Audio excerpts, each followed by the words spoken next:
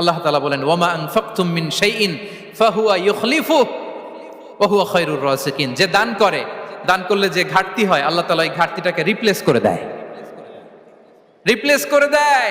বিষ্ণু ইসা ইসলাম বলেছেন মা নাকাসা মালু আবদিন মিন সাদাকা। চ্যারিটি করলে, দান করলে আল্লাহ তার সম্পদ কখনো কমায় না। প্রতিদিন সকালবেলা দুজন ফেরেশতা নেমে বলতে থাকে আল্লাহুম্মা আ'তি মুনফিকান খালাফা, আল্লাহুম্মা আ'তি মুমসিকান চালাফা। ফেরেশতা দুজন বলে আল্লাহ যে দান করলো, দানের কারণে যে ঘাটতিটা হলো এটা তুমি মেক আপ করে দাও, এটা তোমার পক্ষ থেকে বারাকা দিয়ে রিপ্লেস করে দাও। আর যে ধরে রাখলো, কৃপণতা করলো, ওর সম্পদকে আল্লাহ তুমি ধ্বংস করে দাও। ওয়াল ইয়াদু বিল্লাহ। আমরা যেন দান করি।